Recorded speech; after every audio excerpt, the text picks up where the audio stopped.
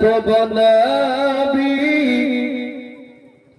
বস করিতেন কি নামে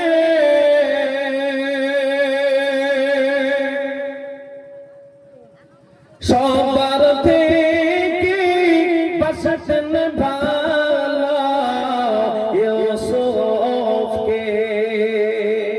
একবার জোরে বলুন না সুবহানাল্লাহ। চারটা বেটার ভিতরে একটা বেটাকে ভালোবাসতেই পারে, তাই না?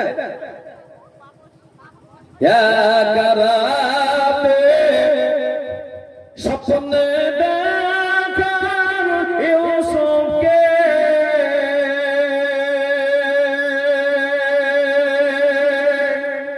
চন্দ্র সূর্য সেজদা করে তাকে। বলুন না সুবহানাল্লাহ। আব্বাজি কেউ আব্বা আমাকে চন্দ্র সূর্য সেজদা করছে। আব্বাজি বলছে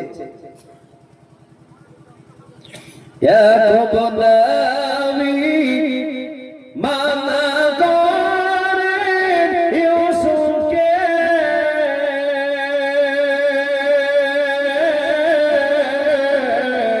স্বপ্নের কথা বলিও না কাহাকে।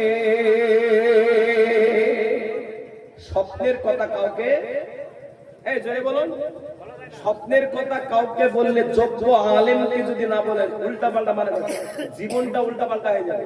হাদিস আছে স্বপ্নের কথা যাকে তাকে বলতে নেই। কিন্তু আমার মা বোনরা সকালবেলায় না উঠে মানে স্বপ্নের কথা না বললে ওদের দিনটাই যাবে না, ঠিক না বেটি? স্বপ্নের কথা যাকে তাকে বললেন না। আপনার পরিকল্পনা কি আছে আগামী দিনে, এই কথা কথা বলতে নেই। আগামী দিনে কি আপনি করতে চাচ্ছেন কথা বলতে নাই। মানুষ বদমাশ, শয়তান লেগে যাবে, সেজন্য স্বপ্নের কথা বলতে নাই। চাই ঘুমের ঘরে হোক, চাই আপনার মনের ভিতরে হোক, স্বপ্নের কথা কাউকে বলতে নাই। এই কথা বুঝতেন না? বুঝতেন না? খুব বুঝলেন, হাদিসের কথা বলছেন। ছোট ছেলে ইউসুফ না বুঝিয়া শুনিয়া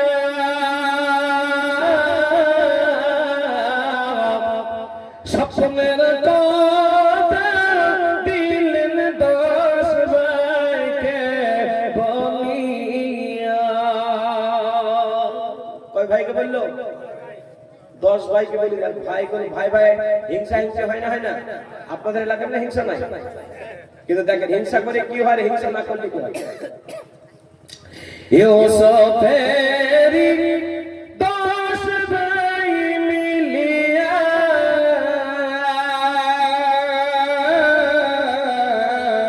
ইউসুফকে কুয়াতে দিল ফেলিয়া।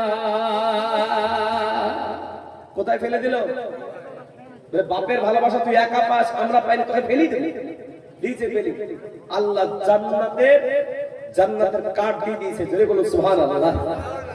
কিন্তু বলুন, বাপের সাথে কথা বলেন, মায়ের সাথে কথা বলেন বেটা বেটি, কিন্তু যখন বিপদে পড়ে আব্বা ভুল করে ফেলেছে, বলে না? বলে না? বিপদের সময় আব্বার কথা মনে পড়ে, তাই না? কোয়ায় পড়ে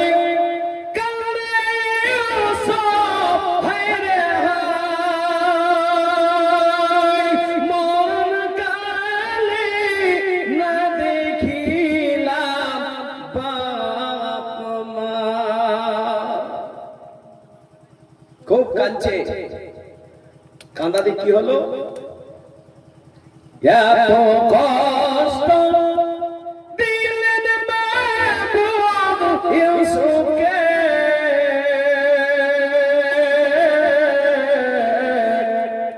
মিশরেরই বাদশা বানালেন তাহাকে। আরো জোরে বলো নারে তাকবীর। এখান থেকে সবক, এই গজল শুনলে মানে গজলের শিক্ষাটা কি? হিংসা যে করবে সে বরবাদ হবে, আর যার উপরে হিংসা হবে আল্লাহ তাকে বড় করে দিবে। আমরা কারোর উপরে হিংসা করব না, বলুন ইনশাআল্লাহ। আল্লাহ কবুল করুন। কারোর গাড়ি হচ্ছে তখন হিংসা নয়, আল্লাহ দিচ্ছে আরো দেখবেন আপনারও। সেই জন্য বাবা আমার পর্দা নাসিমা মা বোনেরা, শ্রদ্ধেয় আমার বোনেরা, আমার শ্রদ্ধেয় আমার আব্বাজিরা, আমার ভাইয়ের বয়সের, আমার সমবয়স্ক সাথীরা, যারা যেখান থেকে প্রায় 3 ঘন্টা আপনাদের সামনে বলে দিলাম, এই 3 ঘন্টার ভিতরে যতক্ষণ কথা হলো আপনাদের মসজিদের বিরাট বড় কাজ হলো। এই কাজটা করতে গিয়ে একটু লেট হলো। বলুন, আপনারা কি নারাজ হলেন বাবা? আপনারা কি নারাজ হয়েছেন কেউ? আমার কথাতে ব্যবহারে কষ্ট পেয়ে থাকলে ছেলে বাবা এসে মাফ করবেন। হায়াত বাকি তো মোলাকাত বাকি। আল্লাহ সবাইকে ভালো রাখুক, সুস্থ রাখুক, সুন্দর রাখুক। আল্লাহ সবাইকে সুন্দর রাখুক।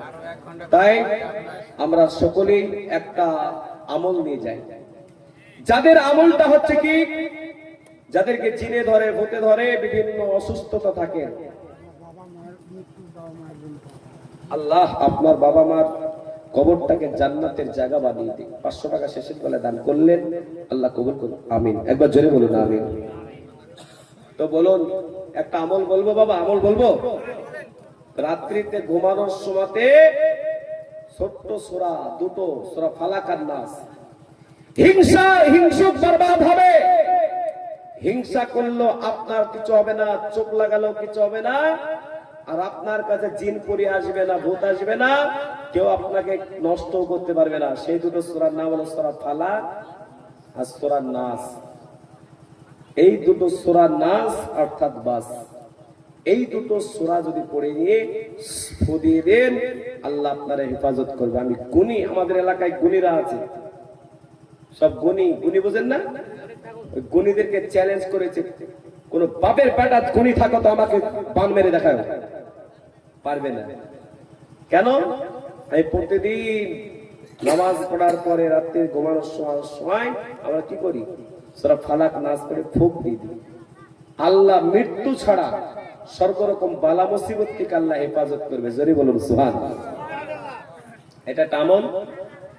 আর প্রতিদিন কোরআন শরীফ খতম করে সওয়াব পাওয়া যাবে। প্রত্যেকটা জলসায় বলি, সেই সূরাটা একবারে এত মানে ছোট্ট সূরা, সেই সূরাটার নাম সূরা ইখলাস।